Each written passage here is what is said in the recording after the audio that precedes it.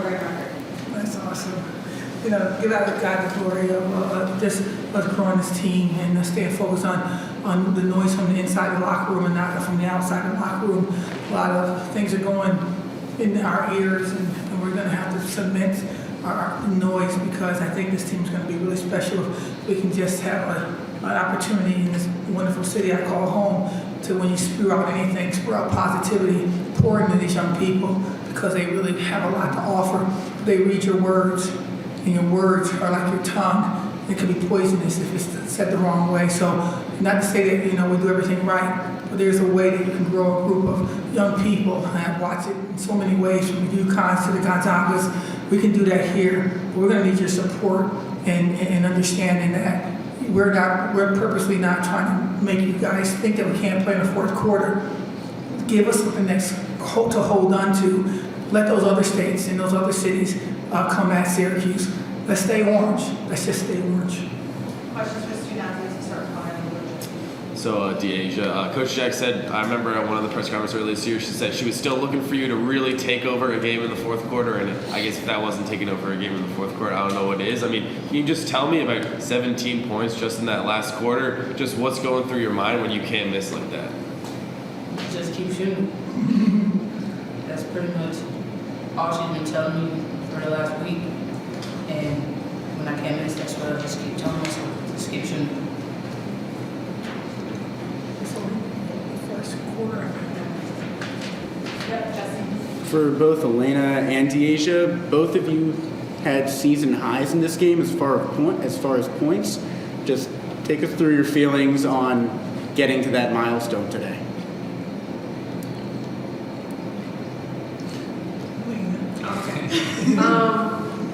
I feel like it's truly showing what we've been working on behind closed doors. I mean, it's showing our commitment to each other, trying to help each other get to where we need to get. So I think, personally, overall, it's helping all of us, not just me individually, as an individual. So, yeah. Yeah, Deasia, kind of building off Connor's question, when you hit 2 back-to-back threes super late in the fourth quarter and they start double-teaming you, what does it say about you as a team first player to, not just hoist up another 3 because you're hot? Can you repeat that? Yeah, so you had back-to-back 3-pointers, and then they started double-teaming you, really kind of pressuring you at the top of the key. And sure, you could have just done a couple dribble moves, just hoisted up a 3 and tried to bank it in or something like that. But, you kind of passed it off to the corner. You just looked for whoever was open. So kind of talk about that team first mentality that you have. So there's 2 people on me. There's 5 versus 5 that makes somebody else's open. So it makes no sense for me to take a contested shot with 2 people. So I think more so I think a pass first guard before I want to shoot the ball. And I think Coach might agree. Bro, somebody's open. Deasia, congrats on the great performance.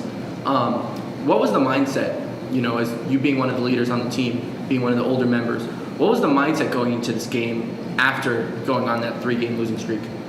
We just had to figure out how to bounce back and, come together collectively and figure out how to bounce back together. Whether I went off or Lane went off, Georgia or anybody else on our team, we just had to figure out how to bounce back together. Thank you.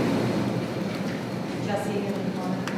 Deasia, moreover on that, I think it's safe to say that the past 3 games didn't really sit right with the team. Again, you're looked to as a leader of this program. What steps do you usually take in the locker room to try to lift the entire squad?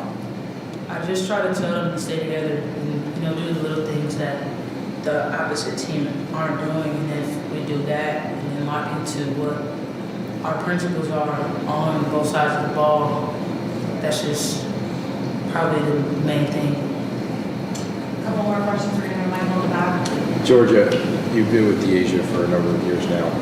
What made this performance so special, watching her play, and how did you feel, watching her succeed, not just from beyond the arc, but throughout the entire game? I mean, it feels great. I love watching Deasia do good. I love watching anyone do good. But it was good to see Deasia just getting those shots up and having the confidence. And she was banging down program record. Like, it felt good. Like, I was just so happy. So, yeah, it feels good. Good job, Deasia. Two more. Right in the middle. Georgia again. It was a really physical game around the glass, and it got like a couple bodies on the court late in the game. What was that like to play in that, especially as the game got out of hands for you guys? What was it like to really combat UVA around the glass? I think we always know it's going to be a physical game. We knew that coming in, so we're obviously prepared for that. So you just take it as you run, be ready for box out hard, and just have your chops back. Really. Yeah, this one's for you, Elena. So first start in a couple of weeks and your most points since your freshman year. I mean, you hit that first three on that first possession. And what do you think just from then just started so well? And what do you think was just working so well today? Honestly, I think it was my confidence, and my teammates gave me confidence. So I think that's what really made me perform the way I did today. And just shout out to them, honestly. That's all I got to say. That's it. Thank you. Thank you, guys. See you later. Bye. See y'all.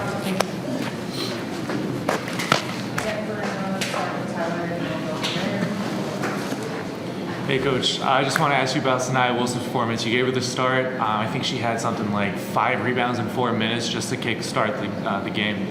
Just talk about her improvement throughout the year and what she brought to the floor today. I just got to remember not to watch her in practice because she works hard, but I tell you what, the practices are just interesting for me. But I tell you one thing, when that kid gets out there, her mother said this to me when I was recruiting her, she's like the blind side. She's the one that if you put her out there and tell her the assignment, she's going to come through with the assignment. She's emotionless in her face, but she's laser-like, when it comes to not letting her teammates down. And I see that there's a place for her to help us, pursue championships on this basketball court. I'm really proud of her today. She's had a couple injuries that really held her back. I thought we were going to get her started in that NC State game, but she couldn't play. But to see her performance come from where it was to where it is right now, it gives us hope that there's going to be a lot of basketball in March. Coach, so I was talking with Coach Mox yesterday, and she said, between the lines we're not friends, but before and after we're family. And I saw you guys, shared a hug at the end. Just wondering, what was that moment like, and what you guys share with each other? Yeah, Mox is like my daughter. It's really it's like me coaching against Macy almost. I think she's a brilliant coach. She's a brilliant mind. She's going to have lots of success in this business. And you're happy that your team won, but it kind of hurts your heart a little bit when you see her not do so well. But now with her not playing us anymore for the rest of the month of February, it's going to give us some opportunities for us to communicate and figure out how we can both get through this next month. But she's an amazing coach. She has a good team. She has some recruits coming in that's going to blow your mind. And I tell you, she's a special young lady. Coach, I'm going to give you the same question I kind of gave to Georgia. Watching Deasia for the past few years and seeing her grow, tonight's performance, what made that so special? Well, she wasn't feeling good. It was almost reminded me of like a Michael Jordan moment when he goes on the side and throws up. And we're really actually dealing with a kid that's not feeling well. I just hope she keeps that sickness for the rest of the season, to be honest. We've seen it often. We've seen it in practice. We see she's as great as she is, she's equally as unselfish. She wants everybody to get involved, and sometimes we have to give her an ultimatum. If you pass, you're going to it's up. It got to the point where we had to do that. But, I know this kid got a 50-piece in her. I mean, she really is a special scorer, but she's the most unselfish kid you ever wanted to see. But a couple times she made that pass to Asia, and I just knew that ball was in Georgia's hand for a 3, and I looked at Georgia, but the ball was over on the other side to Asia. I just looked at her and said, wow. Just wow. She's a wow factor, and I just really am just glad that she's with us. I'm hopeful that she'll stay the way she's playing right now, and I just want others to join her. I love what Georgia's doing, and Elena. We're going to get the mass to go, and I think that our practices, the last 2 practices have been really great. The Asia had to rise above the practices, and it's evident in the game today. Okay. So both Elena and Deasia had great games on offense, but Deasia was grabbing rebounds. Elena Rice had a few steals and a block. What turned it on for Elena specifically in this game on both ends of the court?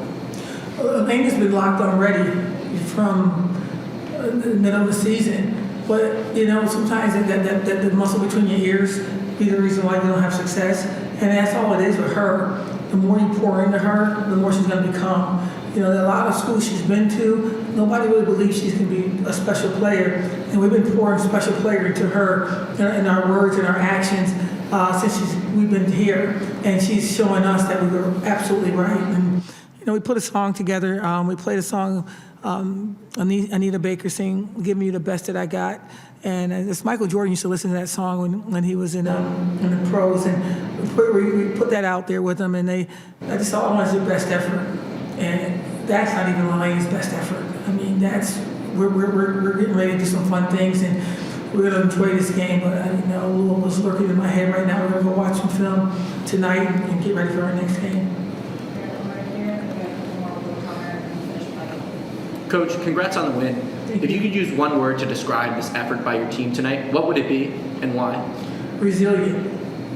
You know, this is a big university. You know, it's easy to be at Buffalo in our little bus league and nobody really cared. And all of a sudden, we sneak up in the NCAA and we bite people in the ass. But here, I mean, everything we do is sensationalized, and it's okay. But what we have to understand is we got to keep the noise out of the locker room. We have to keep the noise. I don't care about NIL. I don't care about, you know, all these things as fans and all the people in the stands and dads and moms. If we can just lock into the focus at hand to celebrate their gift of flying around that floor and being free, we could probably be a special team and one of 64. And it's going to be a challenge for my coaches and me to keep the noise down on the outside. And if we do that, it's going to be rocking. It's going to be rocking. Thank you.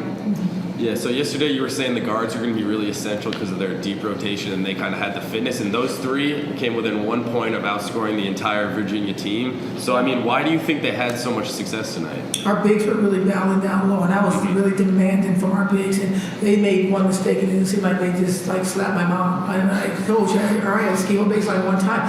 I want them to understand the magnitude of what they had to do, because that number 20 is special. She is special, and it took full concentration. And at 33, she didn't have a great game, but she can shoot all three levels from the free throw line, and she can get in the lane and hit some layups.